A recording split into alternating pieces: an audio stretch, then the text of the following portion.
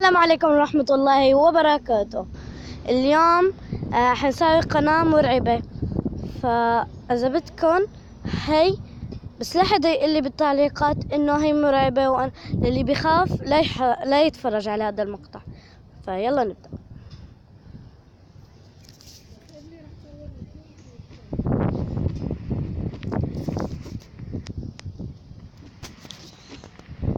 فهي بتبدأ القصة. I was out doing a delivery one late night. It was probably the longest drive I had ever taken for a pizza delivery. From the pizza place I worked at, it was a 20-minute drive, which isn't too crazy out where I live. Plus, they ordered 4 large pies, so I figured it was a party and I would get a much bigger tip. Navigating the dirt roads at night was always annoying, though. I pulled up to the given address.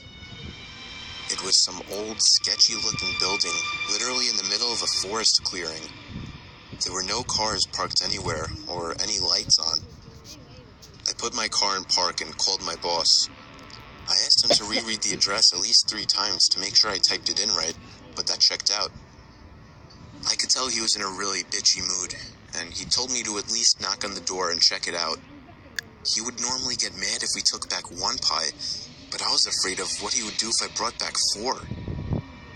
I was insanely unnerved, but got out anyway and forced myself to the front door of the building. There was no doorbell, so I just knocked really hard. I heard nothing and didn't really expect to hear anything. I was extremely disappointed, not because nobody answered the door, but because I was realizing that it was all a waste of time and gas. I knocked 1 more time out of desperation, and then began to hear some kind of rustling noises from inside of the building.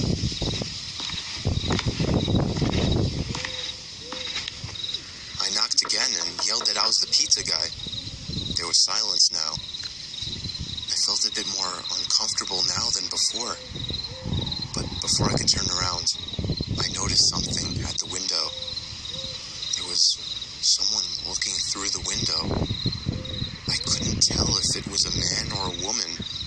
All I noticed were their eyes. Their eyes were open wider than I knew possible, staring intently at me. I was disturbed enough by this and dropped the pizzas and ran back to my car. The shitty thing wouldn't start until turning the key for the 3rd time. I drove off the grass and back onto the dirt road, but I felt the car rocking about. انفصلت الشبكة، فبوقف المقطع وبرجع بحطه. فالحين آسفة إني وقفت المقطع لأنه كان في انقامت الشبكة، فخلينا Shaking and bumping. Something wasn't right. I didn't make it far from the building before I started hearing a sharp scraping sound coming from outside. There was so much resistance that I couldn't even drive. The car came to a stop. I got out of the car to check what the hell was wrong. A chill ran up my spine as I began to feel like my heart was constantly skipping beats. My tires had been slashed and had completely fallen off the rim. Not just the front though. All 4 tires were slashed. I realized somebody did this when I was knocking on the door to that building. Instead of running, I got back in the car and locked the doors. I was so close to that building, I could practically see it from where I was, if it weren't for the trees blocking the view. I dialed 911 and explained everything to the operator. She told me the cops would be over as soon as possible and that I need to stay hidden. I asked her if it was advisable to stay in the car or run, and she told me it would be best to stay in the car with the door locked. She asked me to stay on the line with her until the cops arrived. My whole body was shaking. In all directions, there was nothing but dark, seemingly endless forest. I knew it would take forever for the cops to get there. I was not comfortable with sitting in that car so close to whoever did this. The next part, though, is what utterly destroyed me. It still shakes me to this day, and I hope nobody ever has to experience this kind of fear. As I was scanning all the windows, making sure nobody was outside, I looked in the rearview mirror, and there was the same person. The same person I saw at that window. Eyes open wider than ever. I could see now that it was a woman, and I could ever so slightly see a smile begin to spread across her face. I opened my door and full-on sprinted into the woods, not caring how much noise I made. I ran until I was out of breath, which didn't take long, and I hid behind a giant log on the ground.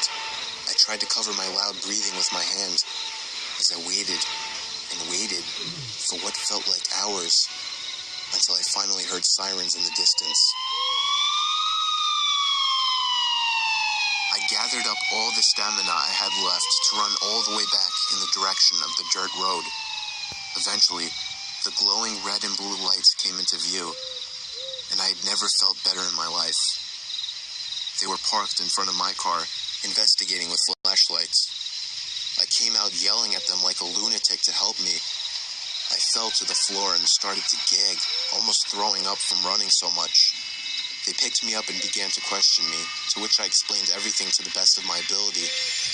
One of the two cars drove over to the building, and the two officers began to search the building.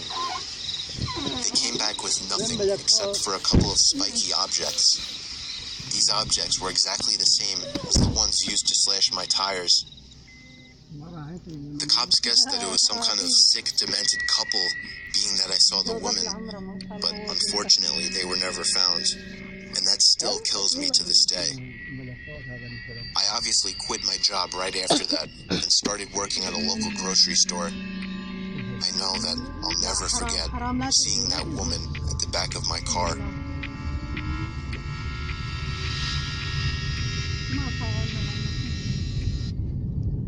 خلص الفيديو، فلا تنسون اللايك والشير والسبسكرايب.